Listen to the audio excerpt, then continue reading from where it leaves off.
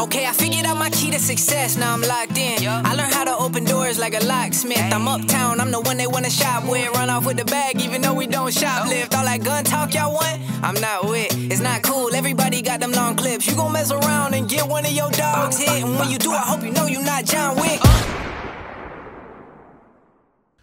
Welcome back. You're now locked in with DK and Atwood. I'm Atwood. Killer to my left, DK. The second killer joining us today. Fuck, I can't talk. Wow. Okay. Brown belt. Yeah, right off the bat, I said the F-bomb, dude. Brown belt Brazilian Jiu-Jitsu, but this dude, black belt in many forms of martial arts, which we'll get into today. A staple here at the Academy, I believe, in my opinion. Staple. Mr. Chevy Barefoot. Yes. We'll put in the applause. Yes. So, Chevy, right off the bat, let's just talk about your experience in martial arts and, you know, all the belts that you've acquired over the years. Yeah. Well, I started with martial arts when I was about 6, 7 years old. It started with Taekwondo, Kyokushin Karate, Aikido, and Japanese Jiu-Jitsu. Wow. Yeah. So all at one time? No, not all at one time. Like when I started with Taekwondo. Okay. How old were you then? I was about 6, 7 years old when I started. Wow, dude, that's what I wanted to train so bad when I was a kid, man. Yeah, my cousins, they would train, and it really pissed me off because they lived right down the road from me, right? And they would always usually gang up on me sometimes. And but anyways, that's why I learned how to fight, because I was like tired of getting picked on. Right. Anyways, they trained Aikido though, and they would come back and they're like, dude, we're breaking cinder blocks. I think we talked about this last week. Yeah, I was listening to the podcast last week. Yeah, we're probably gonna get into this. Yes. So I never trained in Aikido. So I trained in Japanese Jiu-Jitsu, which was I trained some Japanese Jiu-Jitsu. So the Japanese Jiu-Jitsu was called Aiki Jiu-Jitsu. So it kind of somewhat had a little that kind of Aikido kind of base to it, but not really to that kind of degree. It had more like the joint locks, the throws and stuff like that, but it had the strikes. That's what the difference was with the Aiki Jiu-Jitsu versus the Aikido. How many throat strikes you guys do practice? Not that many, actually, man. To be honest with you. Yeah. So, right to the jugular, man. But for me, like, the toughest style that I did between all the martial arts that I've done was Kyokushin Karate. That right there. And that's on top with Brazilian Jiu-Jitsu? Right. Okay. I would definitely say it's not watered down. Like Jiu-Jitsu is not watered down, which I like that. But it's a different style. Different style. Like with Kyokushin, it definitely tested your will. It was, to me, one of the strongest karates you can do. It wasn't like one of those karates that you go into and it's like, oh, I'm just going in for exercise. For sure. Yeah. And doing forms. Correct. I mean, we had forms and katas and stuff like that as well. But it wasn't just that. No. Yeah. It was coming there to test your will. Nice. Conditioning your knuckles, conditioning your feet. I remember when I started it. And I was very young. And in my class were adult men, like already 25, 30 years old. For us, there was, I was like 15 or 16 at the time. And these guys are coming at you. It's bare knuckle, no pads, shins. And no shin guards either? No shin guards. Oh man. Yeah. So we were definitely working the body, the legs a lot, just trying to condition to have that unbreakable kind of like mentality. And that's one thing about Kyokushin. If you look it up or you kind of do your research on it, it tests have that will to fight, to kind of be unbreakable. Like to train this, to keep pushing, like you run into that wall, just push it a little bit. So, and did you guys break boards and bricks? Oh yeah, bricks too. Yeah. Oh man, we did. Dude, you should do a demo here. I haven't done it in a long time, but I can do it. So is there? I used to hold on a second. Hold on a second. I knew this was coming. I used to love watching that shit when I was younger. Like they used to do demos. People would do demos, and you'd go to them, and you'd be like, "Oh my god, dude, this guy is about to break all those blocks with his fist, man." And and I was amazed, and I wanted to train. There's this place back home. It was in a town over. It's called Ing's School of Self Defense, and they would do all that stuff, man. And they would be the guys doing the breaking the stuff, elbow smashing things, you know, and kicking stuff, boards and stuff. And I was all in it. I was all in, man. And I think like those young memories of those things, like I was like, I wanted to test my will, Right. and I wanted to get in. You know, MMA was the hardest thing that I could do, right? You know, test my will in a freaking cage. I always thought it was kind of bullshit, but I guess not.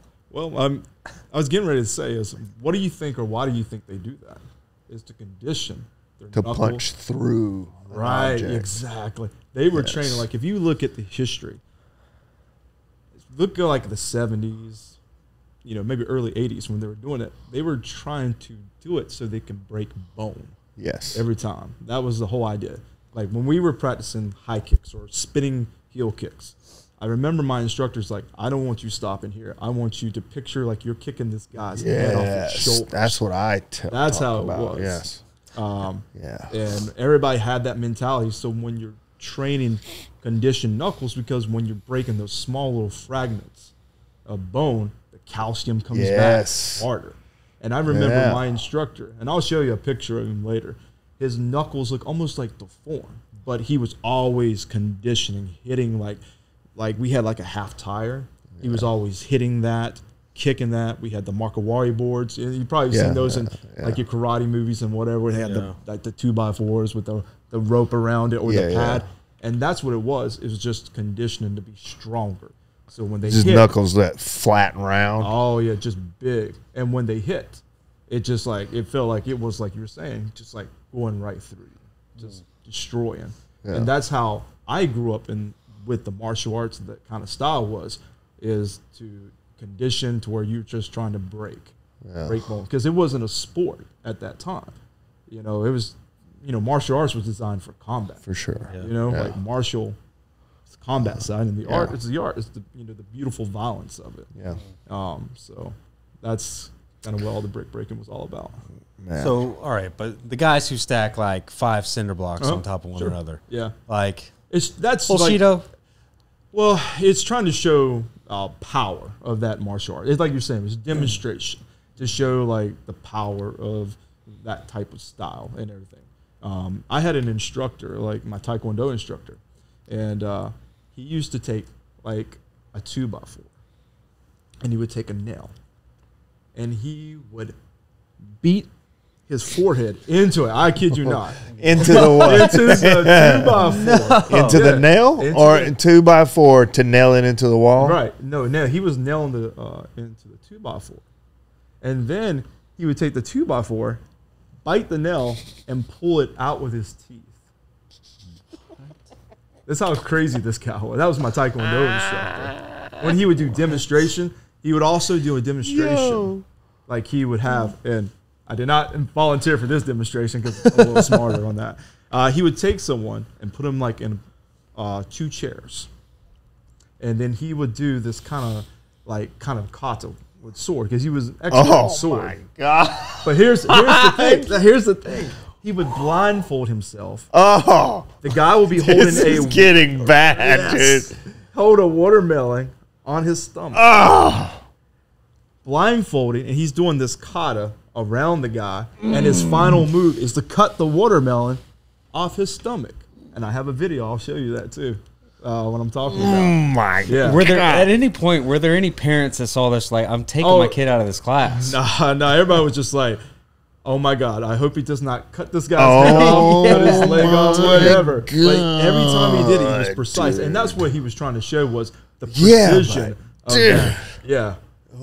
So yeah, that's how I felt every time I would see him do that demonstration. I was just like, like, And now, ladies and gentlemen, yeah. Rex Kwando is going to perform a feat that no man has ever seen before. He is going to cut a watermelon in half on the torso, Someone's torso. Yes. blindfolded. And there was times I would ask him, I was like, have you ever had an accident doing this? And he's like, I've come close, but no accident. I was like, yeah, you're not going to get me to do that. That's what I was telling him. I was like, you're not getting me to do that. How old was the guy? He's probably now pushing about 70 or a little over 70. At the time, he was probably in his late 50s, early 60s when he was doing it. So, Man. yeah. Oh, man. What's he doing nowadays? You know? Still teaching. Get out of here. Yeah, he's. So where was all this? Was this here or? The Taekwondo was here. Like, I did Taekwondo up in Pennsylvania. Then when I transferred down here, I hooked up with him and started training under him for a little bit. And, yeah, he still has his Taekwondo school here. And, you know, he still teaches and, you know, does his thing. Wow. So, Wow. but, yeah, so that's kind of like on the demonstration part. They're just, you know, trying to show, like. Korean dude or no? Korean, yeah. He is Korean. Taekwondo, yeah, it's Korean. So. No, is he Korean? He is Korean, yeah. Actually, all of my instructors, you know, like Japanese instructor, Korean instructors and stuff. So I actually learned from the kind of the source for them. Right. Except for Brazilian Jiu-Jitsu. Sorry, man. Okay, but I got Sorry, you. dude. Yeah, but I'm not from the source. And that's true. That's true. But I heard there's somebody in the Myrtle Beach that's from the source. yeah. You learned from him. Oh, dude. Okay. All right. You know what I'm talking about? No. If he not knew, he really would have laughed. sure. If Chevy knew, he would have laughed. I don't know. You might have to fill me in. He's only Brazilian whenever he's in town. And then he says arm bar. Yeah. Oh my He's God! from Yeah. the Okay. source, Yeah. man. Okay. Oh wow. Yeah. You got From the source. source. Okay. Yeah. Yeah. I love yeah. that. Oh. Okay. I got But question. Anyways. So anyhow. so Anywho, you have actually hit the bricks and stuff Yes. before. I just Damn. do How demonstrations. long's it been? But you've been doing. I was about 30 last time I did like a demonstration like Wow. that. And So what are you now?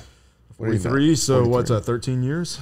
So Wow. So you were hitting like bricks or like cinder concrete blocks? concrete blocks. Okay, so is there a sweet spot in those things that you're told to hit? there is. I mean, but you can get hurt. I've seen guys Well, yeah. at tournaments and stuff like that. I seen a guy like dislocate his elbow bad or broke his elbow because he was doing it like this way, breaking it. Yeah. Messed it up. You can get hurt, man. How would you do it? I used to do it like a palm strike, and then I used to do it knuckles down. But I always like taped up my wrist because your wrists are weak, man, and you can. That's why you do push-ups on your knuckles, All right. right? And that's what I was getting ready to say, and I was going to tell you about that later on about the training that we did in Kyokushin and then in Taekwondo as well.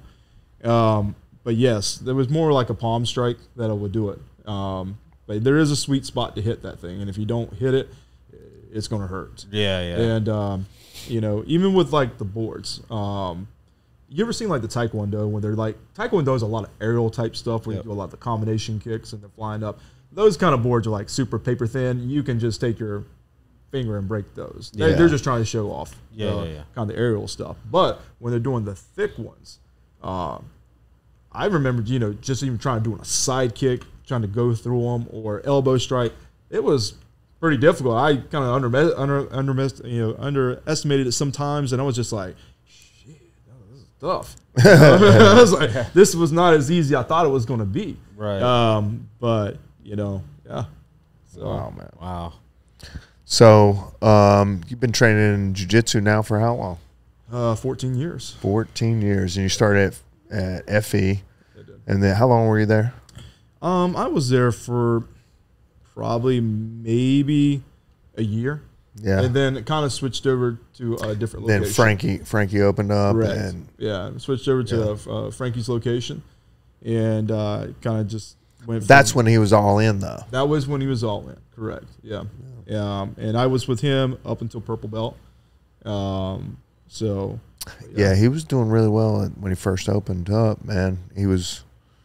I felt like, kind of like me here, like he took it with the reins that he wanted to, and then unfortunately, things started falling apart there at the end. Yeah, that's true. But anyways, man, and but fortunately for me, you came over from, and trained with us, and man, we've always been friends, We've never really had, even though you trained at other places, we've always been cordial and talked. I'd go see you at the bowling alley. Yep, that's where I would see so, you. yeah. Chevy worked at. I saw him over there once whenever I first started. So, Chevy, how long did you bartend for? 20 years. 20 years, man. And so how many altercations you get in during that 20 years? A few, but not a lot, you know, because you would take care of them, though, right? There was times, you know, I would have to put hands maybe to walk somebody else. You know, the whole thing was just to kind of get them out of the bar without any kind of altercations, you know, because that's kind of the last resort you want to deal with somebody, man. Because, you know, for me, it's all about situation awareness, like being into a bar, because, you know, people are carrying something on them. You know, either a knife, sometimes down gun. here, gun. Absolutely. Yeah. So, I mean, you know, all the stuff that I know and stuff, I'm always kind of just watching, kind of like, hey, you know, nonviolent posture, that kind of thing, you know, because first thing, you know, if you start putting fist up, you know, that's already showing aggression to that person. Yeah. And especially when someone's, you know, kind of drunk, that's going to lead into another altercation, you know, kind of like, you know, verbal judo kind of thing, just get them out the door. So, little verbal another judo. thing that Chevy's a black belt in. Yeah. Good God. I trained some verbal judo as well. That's that was a part of, so when I went through Phoenix Raven School, we had to, go through verbal judo training, and so what that is kind of. I didn't know that was real. Like I thought you were just like making like an analogy. Real thing, man. There's a book on it. It's called Verbal Judo, and it's pretty much kind of talking down the situation and kind of you know beating the person with words, you know, and kind of getting your way with words, right? Like, hey man, like you know, I know you're mad and everything, but let's go over here and talk about that. You know, or doing different things like that, right? So, kind of de-escalation. So, absolutely, 100%. I used it a lot. Yeah, you have to with people with drunk, man. Yeah. And I bounced, you know, for several years, you know, at Broadway when it was Broadway. You know, it was like you go to Broadway and you party. All right. There's something always going to happen in Broadway. Always, dude. Always. Especially Malibu and Oz, dude. There was a fight every night, man.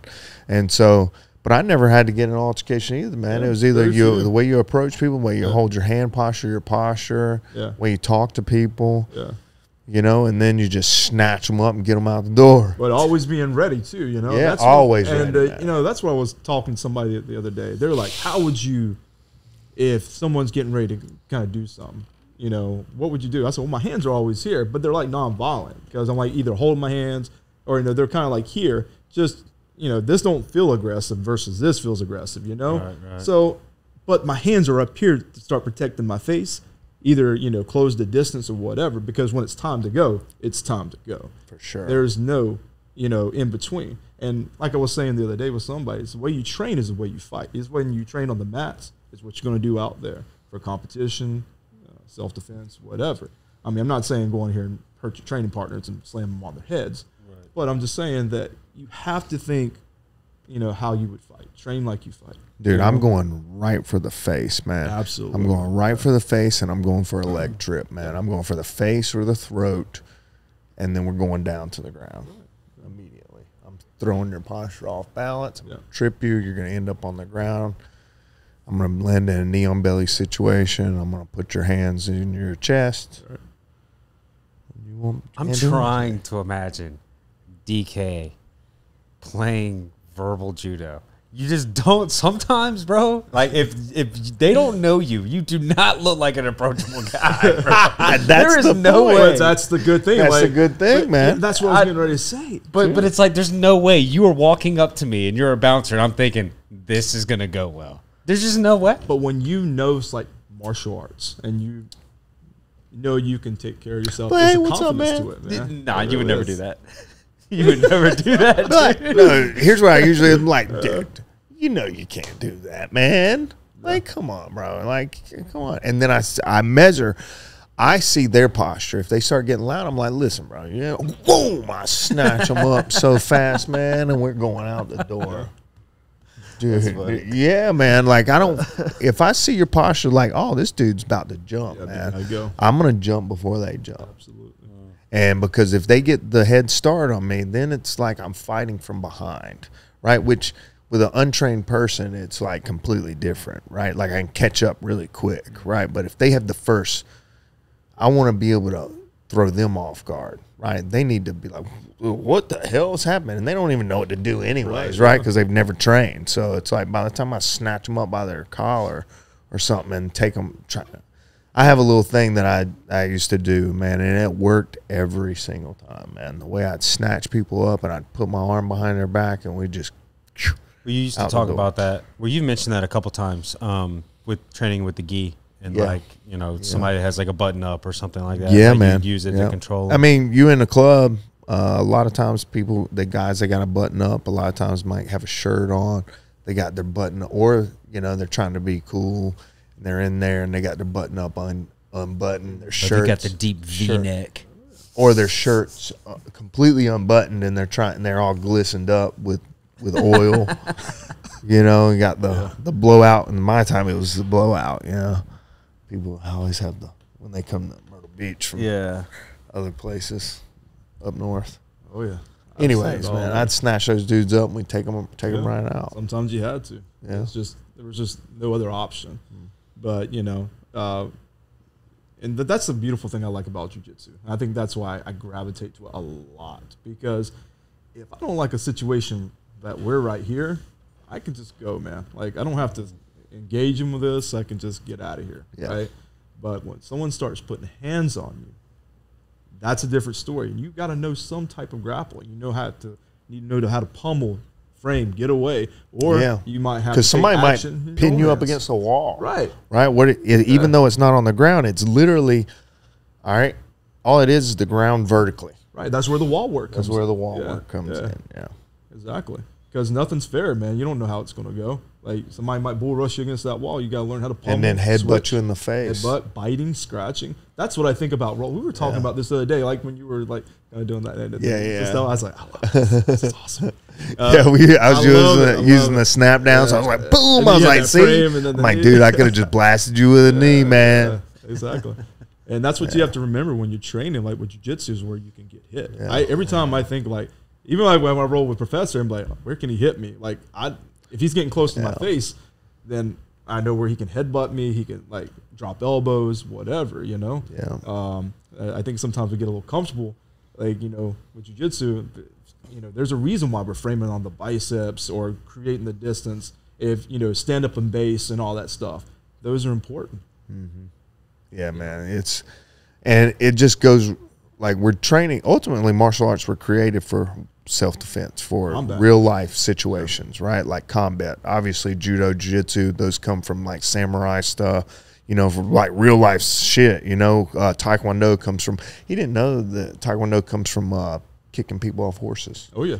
No, that was very interesting. I heard, I was listening to the podcast last week and I said that is spot on. That's what it was. It was these villagers kicking them off. Doing flying sidekicks. That's why you see flying sidekicks in Taekwondo a lot, because that was what they were doing. Man, could you imagine somebody's riding on a horse and boom, can you they just catch a side kick to the chest that was had to, or like, take listen, guys, or take the head off with a kick with these a round. horses are getting ridiculous. We got to figure out how to get them off. But that's the way they kind of knew, man. That's like the train, because they were just like villagers, man. Like they were training into this art, learning to defend themselves against like these warlords, all these people trying to take over. So that's what they were doing, is like protecting what they had. Mm-hmm. So they would do this kind of crazy training, man. Because like with Taekwondo, it's just a lot of combination kicking, and that's why I feel like people that train in Taekwondo, they adapt so well to Muay Thai, kickboxing. I mentioned that last week, that I think that when it comes to karate, right, or karate, that I think Taekwondo can be one of the most, if not the most effective in a situation in the street, because you learn to use your feet and you learn to use them correctly and distance. They jump back and do a spinning or a side kick, as a boom. You see, they're always bouncing on their toes, and they'll like move side to side, all that stuff, and they're bouncing. And when their legs are really good, man. I trained with one guy. He was phenomenal kicker. Like he could fake going low, then come up with a hook kick. Dude, Cliff Davis. Cliff Davis. I've trained with Cliff. Cliff is man. a beast. Cliff's around here, man. You gotta East. like he was on Team USA, I think, for kickboxing. I mean, he has like 80-something kickboxing. I think he is a fights, Taekwondo bro. black belt too. Yeah. Yeah. You talk about, dude, that's who I use. If I had to, he'll spar you all day long. The only problem is, like, you know, his fighting career didn't really take off to where his skill set is, man. Right. Like, He's kid, bad man. good wrestler. Yeah. I know Jiu-jitsu who you're needs talking work. about, I think he was at FE too. Yeah. Really nice guy too. Amazing Yeah. individual, man. Nice, Me and nice this guy. guy would, there was many times in my training camps where it would just be me and him. Yeah. Me and him, and or I'd be like, hey, try to hold me down, and I'm trying to get back up. But yeah, Cliff, he's a tremendous guy. I loved him a lot. I met him a long time ago. I was in a gym and I was practicing on some Taekwondo stuff, and that's how we kind of hooked up. And like just He was like, what you doing? right. Where you He training?" recognized probably the style of it, you know, because with Taekwondo, you could recognize, you know, just by their kicks, the turning back kicks, jumping back kicks, and stuff like that, you know, because that's kind of the staples in Taekwondo. And I remember him and I kind of just had a conversation. We just kind of just hit it off from there, and just like I said, tremendous, nice guy. Yeah, super nice dude, man. I know he's still training, but I don't know exactly where at nowadays. I've kind of But lost touch with him, to be honest with you. me as well. Yeah. As well. But anyways, man, he fought Raymond Daniels. That's the guy who told me that fought Raymond Yeah, Daniels. he fought Man, Raymond I Daniels. love watching Raymond Daniels fight, dude. Yep. I want to say it Love watching might that have guy been to a fight. decision. I can't remember. Was that like the They point told me fighting that. days? Oh, Or no, was that an that's actual- kickboxing. Oh, it was kickboxing? Kickboxing. Yep. Nice. Yeah. So, have you ever found yourself in a situation like in the street where you've used your Taekwondo or any of the other martial arts? Not with Kokushin or Taekwondo, but Jiu-Jitsu, I definitely had to use it in a situation one time at 810. So, yeah, I mean, it comes in handy. Like, yeah, I mean, I didn't have he to like be striking, but well, it you was did definitely you Kimura the guy, Or the right? guy helped the police officer make the arrest. Nice. And, you know, like I said, the way you train is where you're going to do it out there. But everything happens so fast. It's in seconds, you know, because the way we train our bodies in here, that's how it's going to react. There's no Right. time for thinking. It's like go, and then everything's going to react. But, yes, definitely had to use that.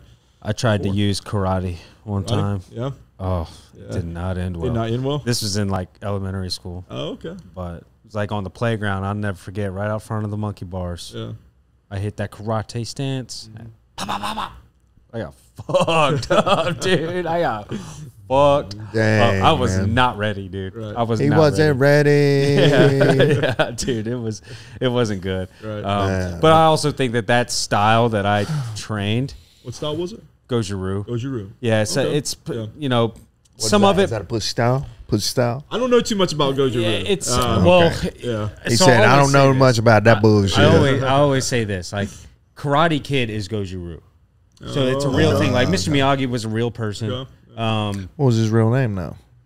Miyagi. It was Mr. Miyagi? Well, Was a real person? his last name was really Miyagi. He was actually, if you remember the first Karate Kid, the Halloween scene where they chase him down and like Oh, the with skeleton skeleton things. suits, yeah. So the real Mr. Miyagi was the stunt double for the guy playing him in the movie. So he was a real guy. But that's like a real style, you know. But the way that they teach you how to block and stuff like that, probably not practical in a street fight. No. Or at least that was. Yeah, definitely not like that. Yeah, that's Maybe an overhand. Yeah. well, right. Overhand punch. But then you block a punch like this, you know, and then your face is Dude, just and that's wide kind of open. weird to me, like, because when we did, like, kind of, if we were doing blocking, it was attacking. Like, with the high blocks would go under your neck. Like, you're trying to just, like, drill it under their neck to get them lifted up. To do Wow. whatever. You Yeah. know, it was, like, striking when we were doing kind of the blocks, because that's how it was. Right. But, like, for us, like, when we conditioned ourselves in karate, and I don't know how your guys' training was, but this It wasn't we as had brutal hardwood as yours. floor. Like, There oh, was shit. no pads. There was hardwood floor. That's where you were getting thrown on, taken down on. That's traditional judo, too. Yeah. And we were doing the knuckle push-ups, all that. We weren't doing that. Yeah. So we didn't focus at all on takedowns or what to do when you got onto the ground. I think that maybe they do that sort of Yeah. thing these days, but Yeah, well, that's That's the why- different style of it, you know. And that's why I it's say that. it's That's just- that bullshit. It's not fucking practical. It's not you know? practical. Now you learn how to throw some kicks, and you learn that when you punch, it's supposed to be the first two knuckles and stuff like that. So there's things that you do learn, and obviously discipline, at a young age. So that's good, right? Oh, absolutely, yeah. But trying to apply that into a street fight, it Right. didn't work for me. Sorry, guys. We got a lot of people coming in and out, so that's why I'm like pointing the other way. You know what I'm saying? So I think they're a good structure, for especially for younger, Right. Because you need like that courtesy, the integrity. for sure, perseverance, all that you can stuff. definitely, yeah. But I feel like the reason it's gotten watered down is because people have taken because it is hard, and people can't endure that. You know what I'm saying? 100%. So they've watered it down a little bit, and just like jujitsu, dude. Like people was like, oh, I can't. My members aren't surviving, or maybe they don't like hard training, so it's then they don't push the people that they're training hard. You know what I'm saying? And they give away belts way too soon. Oh yeah, man. I'm a big Obviously, I am that way. Like obviously that irks the crap out of me, man. Like it took me a long time to get my belt, and I think other people need to. Now times have changed. When I was younger, it took me a long time to get my belt, but things were different. Nowadays people have way more experience and stuff too. So I think we got a visitor. And it's also more prevalent Yeah. than it was. Yeah. then. like earning a black belt back then was not earning. Well, it. people told me that just having a blue belt back then was like, oh man, Yeah. Yeah, that's the way. Like, how Professor was just saying, it was you earn that every belt. Like it was not giving. Now hearing like they charge belts now, which is crazy to me because it was not that way. It's like you earn. Like if you got like you didn't get a black belt at 10 years old. You didn't get a black belt at 11. It was like no. Like my first black belt wasn't until I was like 17, and I was doing this stuff from like 6, and like I said, it was just they wanted you to earn that belt, and they wanted you to make sure you were that belt. Absolutely. Just like exactly, man. Like, Yep.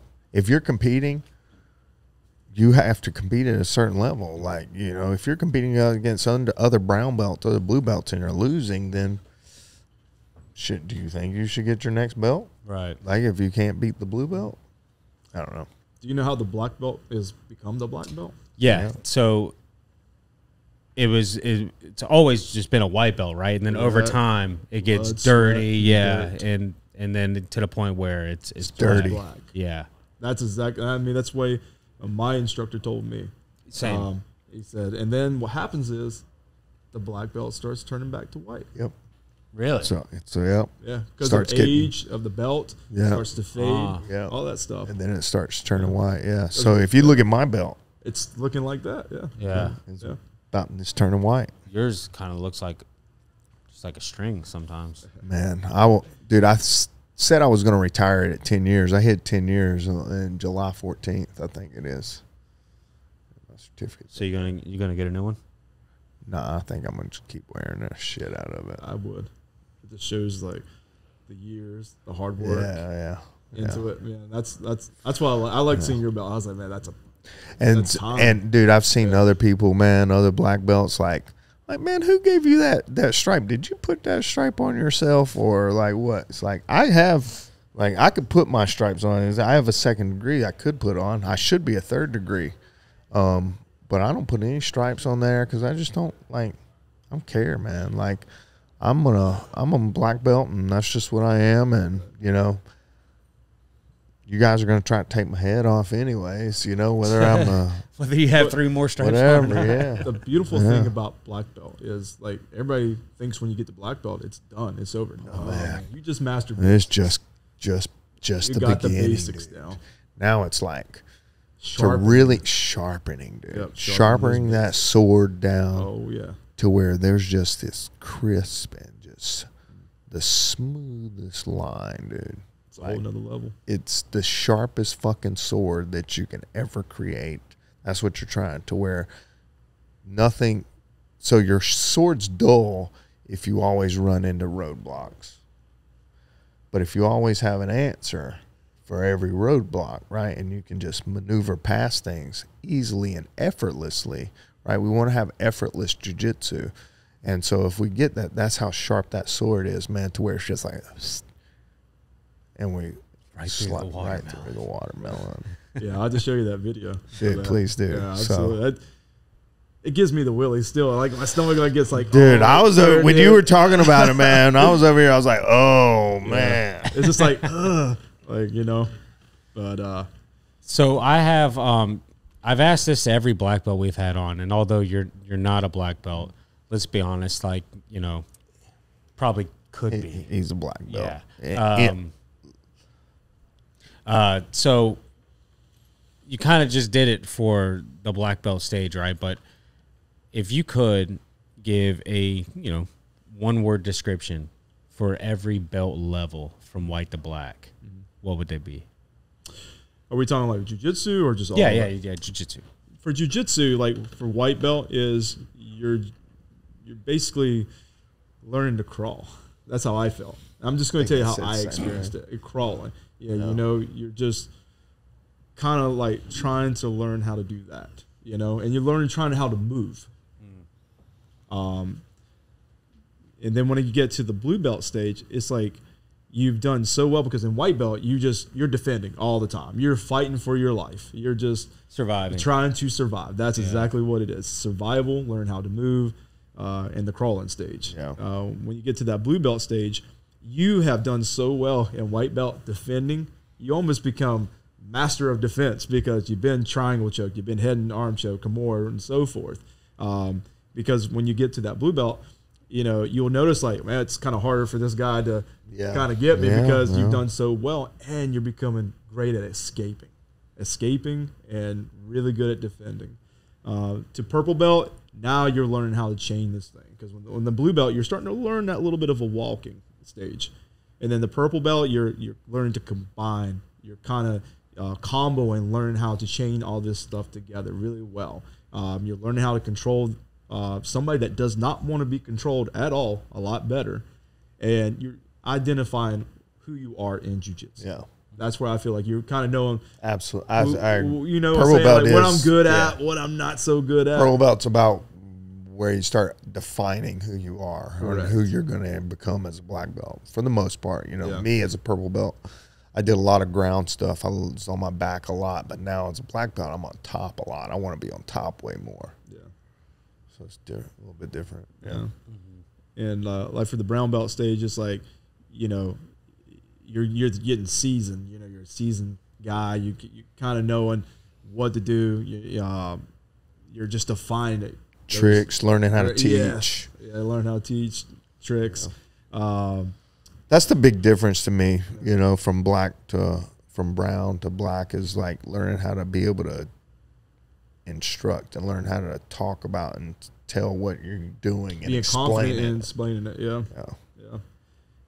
That's kind of how I feel from those kind of stages. That's how I felt through those stages and everything. Because jiu-jitsu, it's tough. It's a tough martial arts. Yeah. But it's one of the best to learn because a lot of people don't know the ground. Yep. If you don't know how to get off the ground or to defend yourself or control someone on the ground, then you can be in trouble. And I used to tell that with people, you know, that did karate and taekwondo and all that stuff. If you don't know nothing about the ground, you get a good wrestler or someone that knows grappling, you in trouble, man, because that's not your area of expertise, you know. So, and that's why you see like back in the day when the Gracies did what called the Gracie Storms. Yeah, the into Gracie Egypt, challenges You could see and like shit like that, Hapkido yeah. black belts, even Kokushin black belts, and all that stuff were getting to the ground, and it's just like, well, I don't know this. I'm uncomfortable. You know, how do I get out? They land one solid kick and then it's ground. Right, because they close that distance so fast, and then they got hands on you, and then most likely going to the ground, and then they're doing, you know, what they know. Right. But that's why you need to train and everything. Like for more like self-defense, if someone's like, I want to learn self-defense, you better know wrestling, you better know some boxing or some kickboxing, some type of striking, and you better know some jiu-jitsu. Yeah. So you're kind of covering those areas. And then sometimes, you know, I feel like, you know, if you train a lot of jiu-jitsu, your striking can be suffering, you know, and if you train a lot of striking, your jiu-jitsu can suffer. So you gotta kind of have to find a way to like blend them together. So you're kind of like prepared. You know, you can use a striking to set up your wrestling or jiu-jitsu, or, you know, vice versa. Yeah. So Cool. Right on. Well, that's it. That's exactly what I wanted to get out of today's episode. Yeah, it's a lot of information. And we man. could sit here and talk for hours. Yeah, we could. About the different, you know, disciplines and how you could apply those to, you know, just about everything.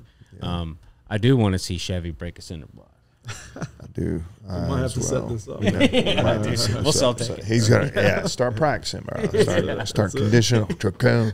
You know, but Chevy is one of the hardest roles, man, in the academy. And he brings the pace every single time. He's gonna, you know, go towards. Sorry, people are tugging on the front door. And I'm like, next door over. One thing that I appreciate about Chevy, though, and I haven't rolled with Chevy in a while, but the last time I rolled with him, just obliterated me. And then afterwards, he's like, let me show you what you did. You know?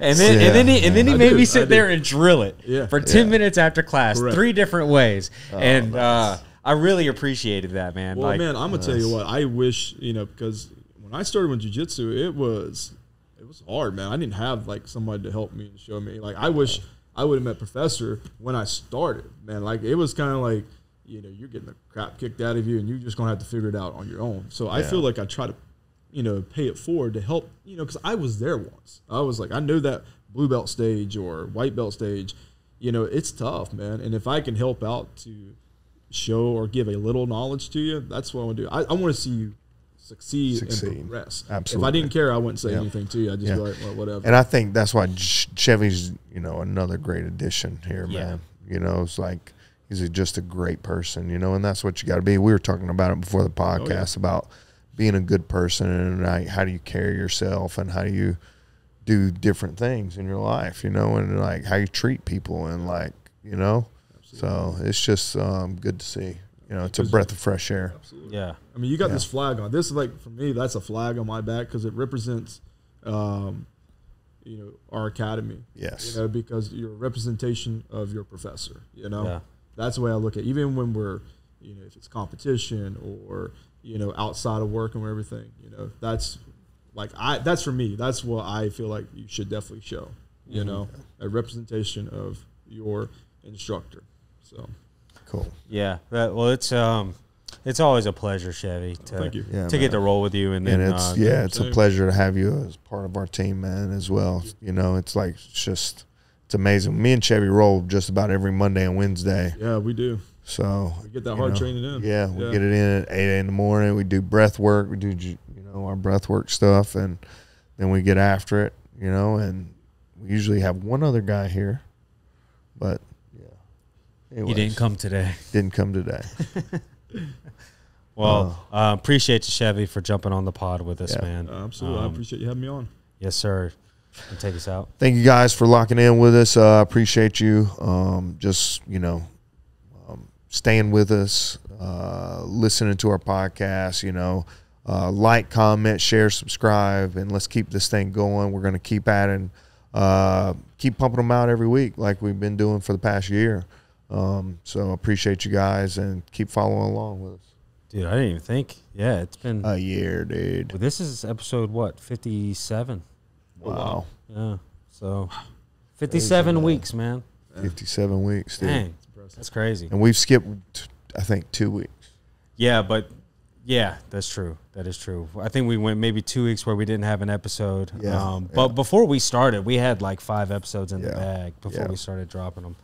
But yeah, anyways, guys, thank you so much. Yeah, we appreciate it. Guys. Let's keep climbing. Until next time. Out.